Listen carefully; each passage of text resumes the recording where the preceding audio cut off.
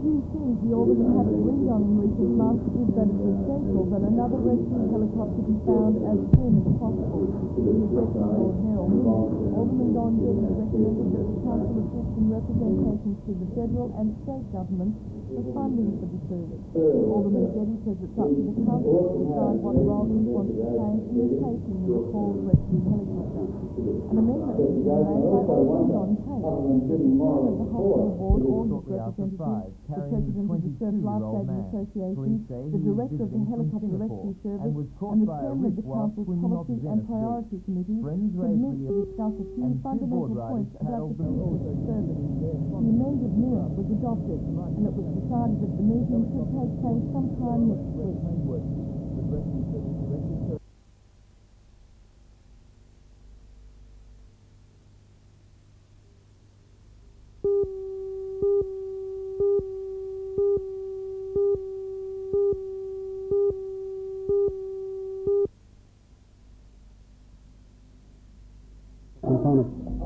Mr. Smith said that in real terms, federal government funding of NIC has been cut back by 22.5%. He said the magnitude of the cut means that many projects urgently needed in the will not be able to go ahead. The effects for the implementation of various measures of health, employment, land rights, heritage and culture, and it's going to jeopardise a lot of projects around here in the Newcastle local area. Do you think it was fairly irresponsible of the government? Yes, because as far as I'm concerned, since I've been with NAC, the government seems to have a policy to let our people get up to a level to where it comes to self-determination, and they pull the rug out from underneath their feet.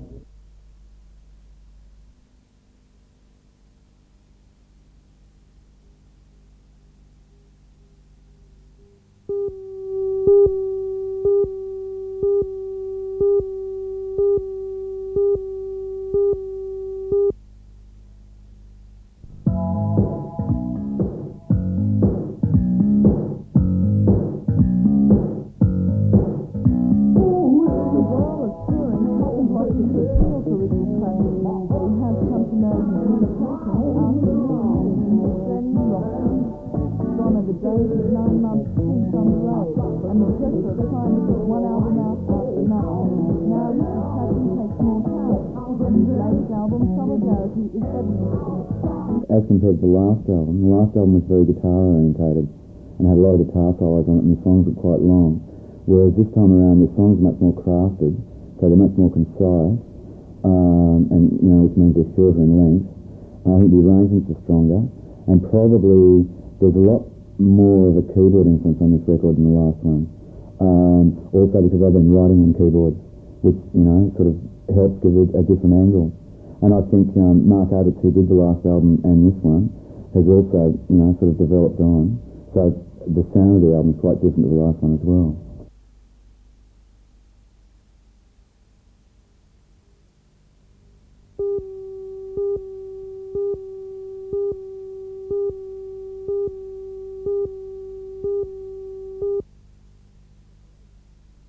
Operations at the grain terminal are still feeling the impact of the rail strike, and it will be some time before the strike caught the grain shippers on the wrong foot. They just resolved an industrial dispute of their own, and this left them with very little grain in their Carrington silos. In effect, they had very little backup if something like a rail strike cut their supplies. So when the strike hit, they had enough grain to keep them going for just 2 days, and enough to fill the ships that were in port. During the strike, the Grain Handling Authority lost about 70,000 tonnes in export loading at Newcastle alone.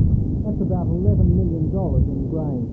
That means unless the Grain Handling Authority can step up loading to an unusually high rate, this grain will be added to the large amount of carryover from last season, and that's bad news for the grower. The LG today is estimating the combined effect of last year's carryover and the rate of grain strike cost the growers a total of $100 million in storage and interest rates. However, the LG today has been quick to point out that the strike has also caused damage to Australian export reputation and jeopardised contacts with the balance. At the start of the week, the Australian wheat was announced to save on valuable prospects in Southeast Asia, but they no longer rested on Australia as a reliable supplier. This Russian ship has been in Newcastle waiting for more than a month for its cargo of 42,000 tonnes of grain. a fact that has no doubt angered the Russians, who are now faced with a serious grain shortage. The LGPA has criticised the state government for its failure to resolve the strike quickly, a fact that they say is one of the reasons this nation's biggest export dollar earner is heading for bankruptcy.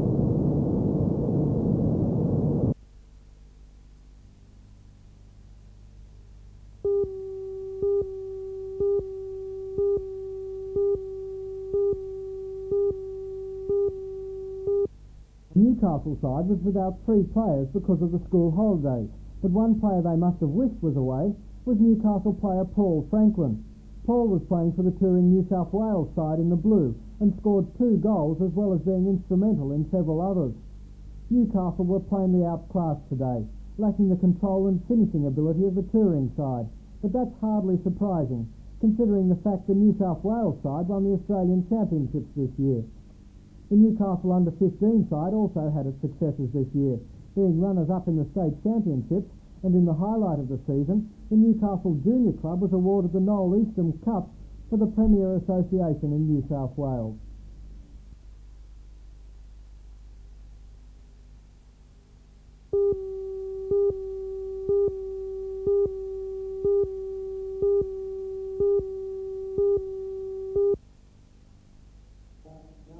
The first and perhaps most topical speaker today was Professor Theo MacDonald.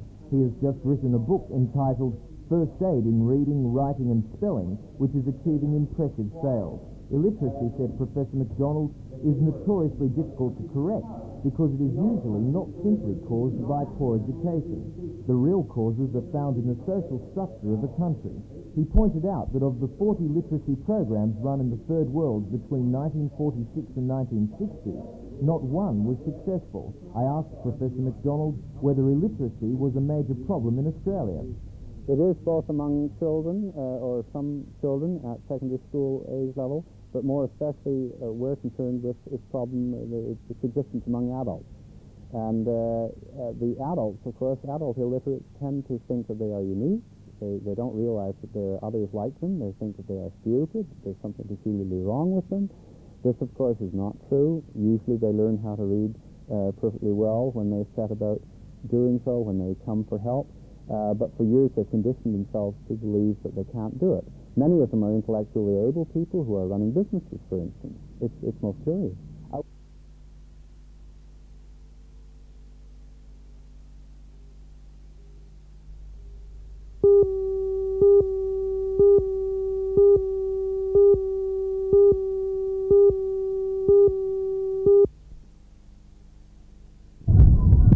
Undefeated premiers this season, and it never looked like Singleton would beat that record. At the first change, Warners Bay had already raced for a 6-goal lead, with the side showing it had much more purpose than Singleton. Warners Bay running where and on the ground all day. Their kicks and passes were accurate, and their overhead marking too good for the opposition. As the half-time whistle sounded, and Warners Bay had the game thrown up, players from both sides decided it was time to settle some scores. Warners Bay raced away even further in the second half and ran home easy winners. The final score, Warners Bay 1920-134, and Singleton 8-11-59. Sydney South 6 at half-time leads St George 4.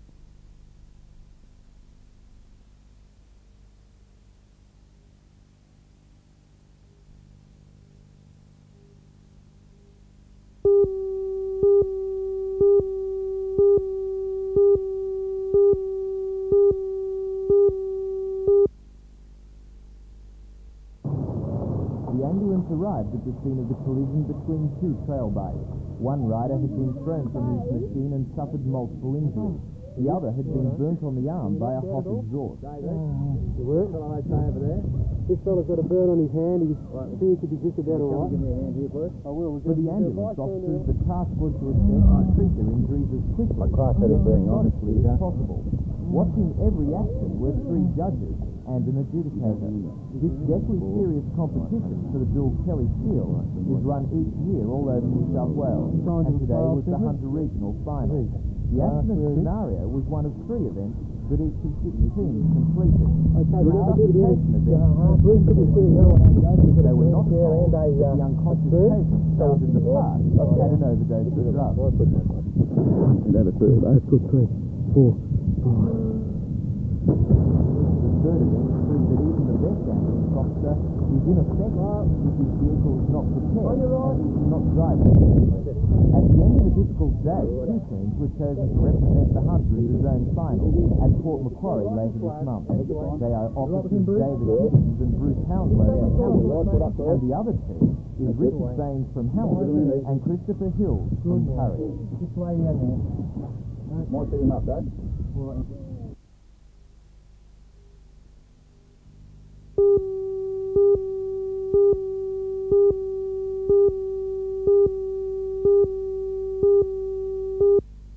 The aluminium runabout went missing more than 3 weeks ago, and the fishermen on board have not been seen since.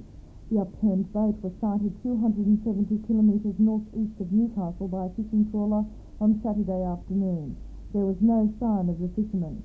Despite attacks from the distraught families, Mr. Morris believes that standard procedures were followed and that everything that could have been done to find the men was done. So why has he ordered the inquiry? I'm personally distressed at this tragedy, and I feel deeply for the families of the missing men.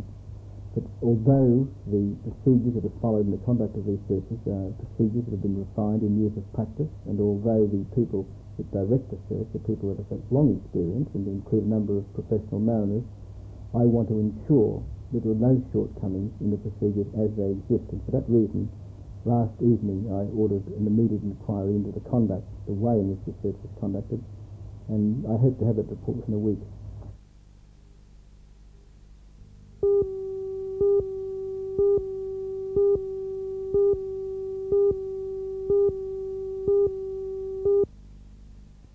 At the age of 57, Alderman John Manning is a Labor Party old boy, having been a member for 25 years and a City Ward Alderman for the past 10. He will now attempt to be the successor to Mrs. Joy Cummings, whose retirement from public life initially left the Labor Party without an obvious Lord Mayoral candidate. Early on, both Alderman Frank Rigby and Alderman Jeff Parker nominated to be the party candidate. However, there was great pressure on Alderman Manning to run, and when he agreed, Rigby and Parker withdrew their nominations. Alderman Manning has tremendous support within the party, but is not well known to the public. His Citizens Group opponent, Alderman Don Geddes, is well known, helped by his present stint as acting Lord Mayor. The Labor Party has also chosen its candidate for East Ward. He's a school teacher from Cardiff High School, Mr. Ross Considine, and at this stage, he and the Citizens Group runner, John Hardigan, are the only candidates for the vacancy which was left by Mrs. Cummings. Mr. Considine says his main concern will be to right the wrongs in East Ward.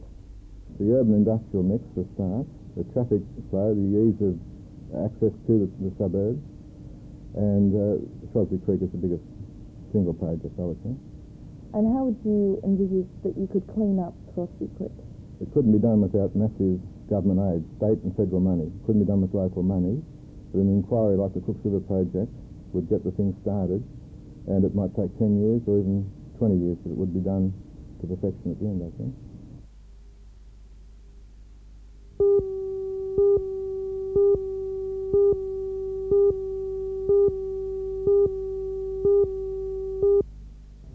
The game was considered extremely close despite the score. Neither team scored after half-time, and when the full-time whistle sounded, it was West that came out the victor over Lakes United 10 points to 2. For Lakes, 6 points were knocked onto the scoreboard by a penalty from the boot of Peter Walsh, and for West, tries were scored by Glenn Murray and Captain Ted's Gary Martini. Gary says his team won because each member of the squad had a determined will to win. At half-time, we knew that they had the advantage of the wind, and we had to hold them out, and they had a lot of the ball. They had to run a play in the second half, and the blokes committed themselves 100% to defence. Why didn't anybody score in the second half? Was it purely that you were both defending so hard? I think so. There were a couple of opportunities, not many, and sides tried to capitalise on each of them, and the defence seemed to cut it off towards the end. You know, they had a few breaks, we had a few breaks, and they were cut down right at the finish from strong defence, cover defence. Obviously, there's going to be a big celebration here tonight. Started already. The players in the big night by the Western Suburbs League Club in Manchester, and they had a reason to celebrate because they almost pulled off the hat trick of winning 3 major major and 3 minor premierships in the one season, a feat that hasn't been accomplished by any team since last did it in 1962. In 1984, Majors had to be considered with 3 majors and 2 minors.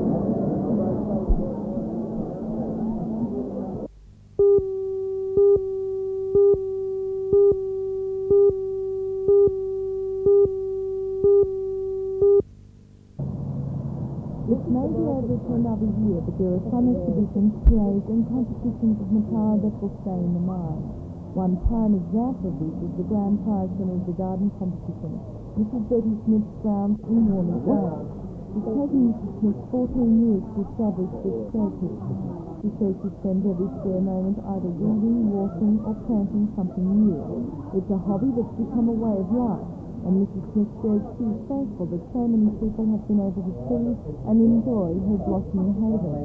The organiser of the 1985 Matara Festival, Mr. John Young, says he was pleasantly surprised by the success of the mini Matara. He believes centering the festival at King Edward Park was one of the keys to its popularity. I think King Edward Park is absolutely beautiful, and I plan to use it next year for a couple of major attractions. But I would like to see all the parks used a little bit more, and I think when we have the chance to get things together for next year, we'll move around a whole lot of them.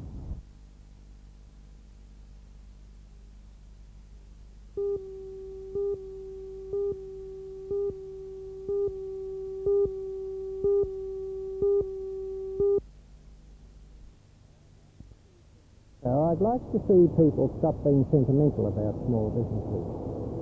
Currently, at the present time on television, there are advertisements being run, which I find a bit offensive about small businesses, saying these are the backbone of the nation, this is where most people are employed, we should keep them alive, and so on. I find that sentimental. I'd prefer to say small business should be promoted because it's a definite, important part of the way our whole system works. What sorts of small businesses are we talking about? Well, I'm talking about the sort of business where a family was involved or where a person preferred to work as his own boss, fairly small amount of capital, and serving a very definite and precise market. Professor Rennick sees the plight of small businesses as paralleling that of endangered species in the environment. He believes the concepts of ecology are just as applicable to business organisations as they are to the natural world. To continue your own analogy, isn't it simply a case of survival of the fittest? Oh yes, it is. I guess if you want to put it in those terms, and if that Darwinian sort of concept is still available to us in nature, I'd say the same thing about nature. So small businesses simply aren't competitive enough? They aren't competitive, they're not solidly based, they're not protected sufficiently against their enemies, they lack cover just as an animal or a bird or a fish would, and they're due for exploitation, just as a landscape would be.